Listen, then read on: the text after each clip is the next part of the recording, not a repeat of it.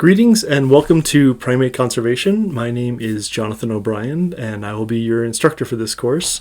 I am a biological anthropologist and specifically a primatologist based out of CU Boulder. I did both my PhD and my master's in primate conservation actions at CU Boulder, specifically working in Vietnam, both in the north and in the south of Vietnam. I've worked with animals both in captivity and also in the wild, and I'm incredibly excited about this course, getting an opportunity to talk to all of you about primate conservation, about primates, about primate diversity, really kind of trying to move through as much of the material as possible to give you a good sense of what holds true with conservation, what works with conservation, what does not work with conservation, but really just kind of looking forward to working with everyone and having the opportunity to talk about some of the things that I absolutely love talking about and working with. So we'll go ahead and we'll move right into the course. What we'll do is we'll go ahead and set up what'll be kind of a standard format for the course. So the kind of moving right in, giving you a sense of how each one of the videos and each one of the modules will work. And we'll talk a little bit more about my background and then jump right into the course material. So again, welcome to Primate Conservation. Really looking forward to having this conversation with you guys. So continuing on, what we're going to do is each video is going to start off, we'll have some sort of image, most likely this image of a red-shanked duke, which we'll talk about in a second. But we'll kind of have a brief introduction as we roll into each one of our topics. So one of the best ways to kind of frame primate conservation is we really are presently facing a potential extinction crisis for the order primates and for many other forms of life. In this course, we'll learn about threats to primate conservation globally. We're going to be using a couple papers as frameworks for this. One of them will be Primates in Peril, the world's 25 most endangered primates, 2018 to 2020, by Schweitzer et al. And that's really going to be the basis for the discussion of global primate populations. We're going to investigate conservation status, threats to conservation, successes and failures within protecting our closest evolutionary cousins. Let's see, we can go ahead and, like I said, this is a red-shanked duke, and they are found in Vietnam, they're found in Laos, they're found in Cambodia.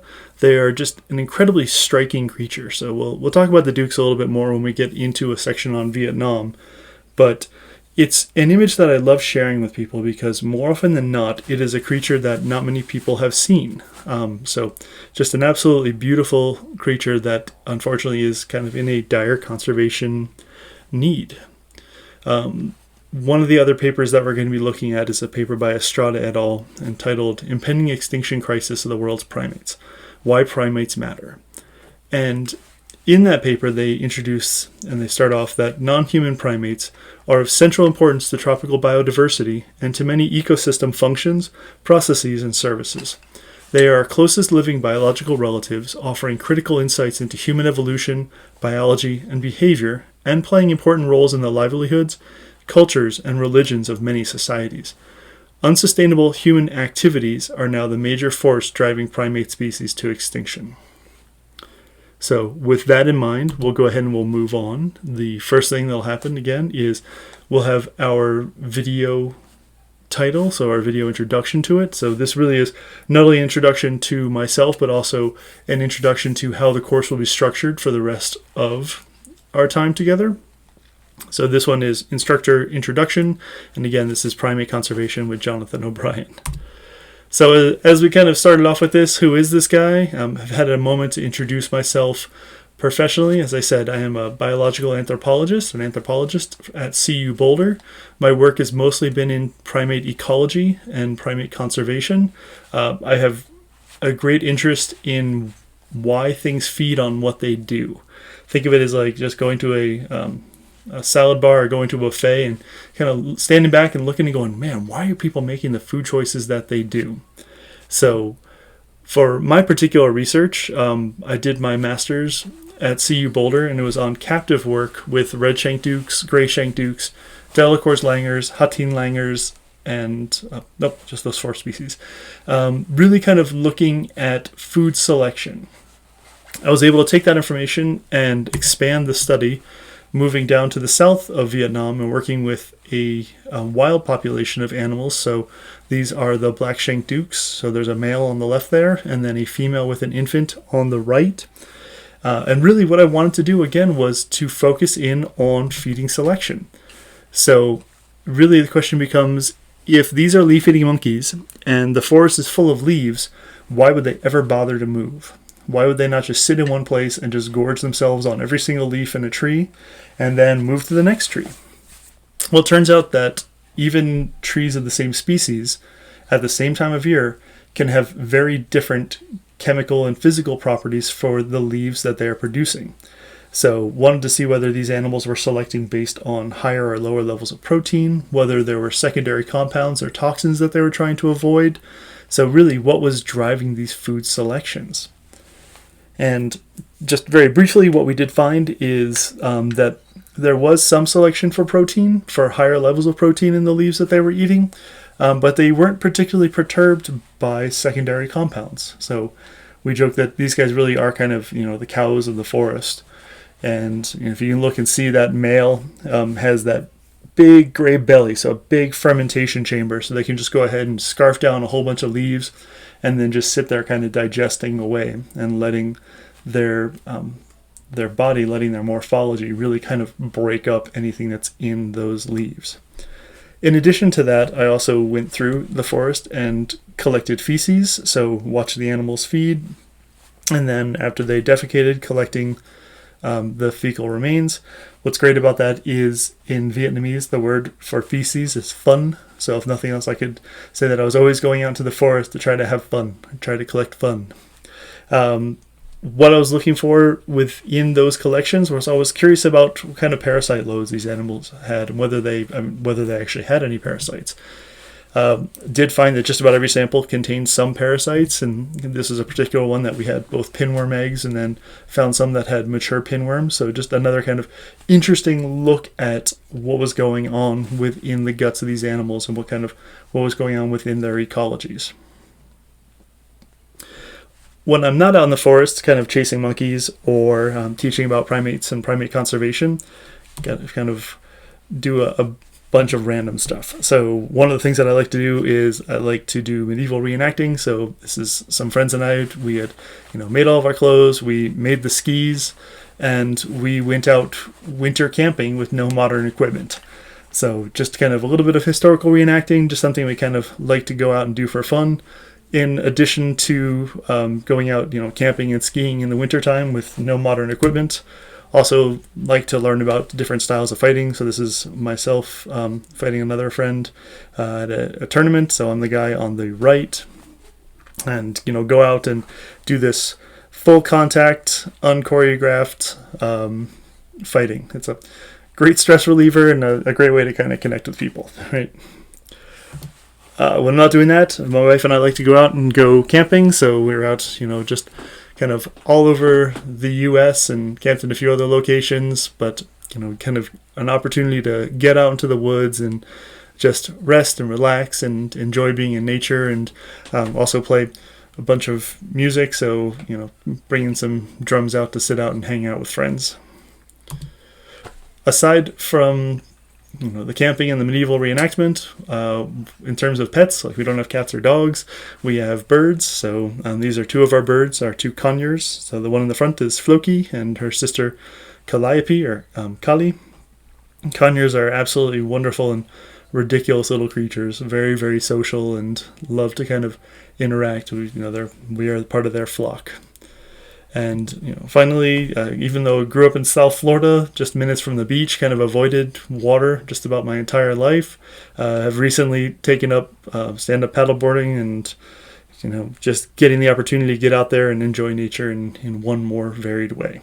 All right, that is more than enough about me. I am certain that through the entire course, plenty of anecdotes, stories, and nonsense will come up that'll help explain the way I am, right? But more specifically, topics for our course. And I really kind of want to give this big general overview for it. So we'll be looking at and identifying conservation threats to primates globally. So just as it sounds, really kind of digging in to figure out what is going on and what are these threats to our closest evolutionary cousins. Okay, understand and identify conservation threat categories. We've probably all heard, oh, that's an endangered species, or that's a threatened species, or that's a species of least concern. Well, we'll go through and we'll understand what makes those criteria and what explains it and what they mean by them, because each one of them has a valid and specific reason as to why they are labeled as such. Okay, recognize threats to primate conservation across areas where non-human primates live. So this is really kind of digging into that top 25 endangered primates and going region by region to identify kind of what are the main threats, because, well, you can probably enumerate or probably guess at what a lot of those threats are. They really can be regional specific in terms of how much pressure there's exerting within those populations. And then finally, we'll kind of look at an overarching, relating environmental changes to primate conservation. We live in a changing world. We live in a changing environment. Human populations are expanding. Needs and resources put us at greater conflict with a lot of the kind of the natural world, with a lot of animal worlds. There's only a finite amount of space, and as we continue to expand out, some species do well with that interaction, and some species really do not do well. Okay, our topics for Module 1. Number 1, recognize the diversity of the order primates. We are an incredibly diverse group. We're an incredibly diverse order. So we'll talk about differences in body sizes. We'll talk about differences in diet. We'll talk about differences in locations. There are some species, macaques is a great example, that can really almost live anywhere and live in any situation. So they can be doing quite well with humans around the area, where there are other species that are incredibly shy and really kind of focused on specific resources, so they can only live in certain areas. And as we encroach further into those areas, those animals have less of a chance of surviving. Okay, so identify where primates live. We are a tropical radiation. Now, many primate species can extend into temperate areas, and I mean, if we look at just humans as animals, we really can kind of live anywhere along the globe and visit extraterrestrial bodies as well. Okay, define conservation and conservation concerns. While that seems straightforward enough, there's different styles of conservation. There's different ideas of conservation. So really trying to go through and address some of those. Okay, as I said, the framework for the class really is going to be built on 2 particular papers and then a bunch of other things thrown in, of course.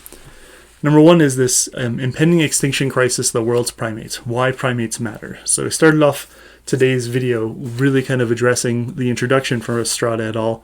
But we'll dig deeper into it, again, looking at some of the various areas and looking at some of the threats for conservation. And then the second is this Primates in Peril, the world's 25 most endangered primates, 2018 to 2020. This really is kind of a living document in the sense that every 2 years, primatologists from around the world get together at the International Primatological Society meeting and sit down and discuss region by region what's going on with primates in the neotropics, what's going on in primates within Asia, what's going on in continental Africa, and then what's specifically going on within Madagascar, which is its own really super unique kind of natural laboratory. So we'll be looking at that, looking at the document itself and how it's been used in the past and how some of those decisions are made. Okay, so taking a small step back here, but we can ask the question, well, what is primatology? This is a great drawing from Asia Life magazine from a couple years ago, where the illustrator went through and drew out a number of species. So that black-shanked duke is on there, the one with the blue face on the left, so kind of right there in the center. Got, orangutans, we've got some catballangers, so a number of species in there that is just, it was a wonderful little article and a great drawing on there that I wanted to share. But, so what is it? We can say it's the study of primates, but it's many different things to people. We can talk about social activities. So how social or antisocial are these animals? What kind of tool use do they have? So, talking about variations in culture within the animals. We could talk about feeding. Are they leaf eating? Are they fruit eating? Do they eat insects? Does that vary throughout the year? Do they eat specific things? Locomotion. So how do the animals actually move about their environment? Postural behaviors. Do they, stay in one place? Do they kind of have continual resting poses? How do they move through their environment? And then all this really kind of ties into conservation and conservation concerns. So we can look at it as a direct entity, or we can really kind of focus on some of these other pieces to build this greater puzzle. But through it all, the common theme there is non-human primates and their lifeways. So we can argue, depending on how you want to label species, subspecies, over 600 different primates. What's interesting about this is that since 1990, 193 new species have been described, and since 2012, 10 new species described. So there are still species that are being discovered out there. And again, we've got at least 91 countries that have wild primate populations. So a lot of diversity and a lot of distance kind of around the world. If we look at this idea of why we study primates, we can focus out on 3 different areas. So primate evolution, conservation, and natural history. If we are talking about human behavior and evolution, then we can use primates as a way to learn about ourselves. We can look to our closest evolutionary cousins and say, okay, that's interesting. They lived in similar environments that some of our hominid ancestors did. Maybe we can kind of tease out some more of this information. If we look at the natural history of them, we study them in order to learn about their role within nature and their biology. And if we look at conservation, then it's one of those, we need to know about them in order to save them. So how can we tie all these elements together to get a better picture? If we talk about each one of the course modules that we're going to be going through, so Module 1 is going to be Introduction to Conservation and Conservation Concerns. So again, we'll go through and we'll talk about primate diversity, we'll talk about conservation, what that is and what that looks like in different areas. And then we'll use that information as a background to move into how we define threats. So here's a picture of a road that was built in Vietnam between Da Lat, so up in the mountains, and Nha Trang, out on the coast. It makes transportation far easier, but here we can already see that an area that had great continuous forest was cut right in half. So a national park was kind of cut right in half and bisected by this road. We can talk about all the kind of variations and the problems that occur when that kind of easy access is created. Exploring primates through various regions. So this is where we'll really dig into the 25 top endangered primates or most endangered primates and look regionally and again discuss how each region is maybe similar overall, but how we also see variation and differences within these areas. Module 4, we'll talk about conservation organizations, and while I'm not affiliated with any of these organizations, they're really all worth mentioning. So we've got EAST, Endangered Asian Species Trust. They run a rescue center in the national park in Vietnam where I work. WWF, everybody has heard of, and of course, their famous logo of the panda bear. So another organization that does work both at a local level and a global level, both on smaller projects and larger projects. Conservation International, IUCN. So really kind of how these organizations apply their research and apply their focus, mostly with this solid goal of, united for life and livelihoods, as they say. It's one of those, you can't just protect one area. You really have to address the entire system that's around it. And then to wrap it all up, we'll have a case study based in Vietnam. So here's another species of monkey, the Tonkin snub-nosed monkey. It's endemic to Vietnam. It only lives in Vietnam. Kind of this great example of successes and failures within the conservation world. So a nice way to kind of round out and end our course together. Okay, so our next video will be on primate diversity, and I wanted to conclude with this painting from a friend of mine, Mr. Dao Van Huang. And Huang is an absolutely amazing artist. Most of his work is on animals, so his website has plenty of birds and then plenty of monkeys and other primate species and animals and murals from around the region in Southeast Asia. So I love that he captures not only the animals, but the environments that they are in. So absolutely kind of wonderful way to lead into our next topic of primate diversity. So again, welcome to Primate Conservation. I'm looking forward to sharing this information with you and seeing what we can do about helping to preserve our closest evolutionary cousins.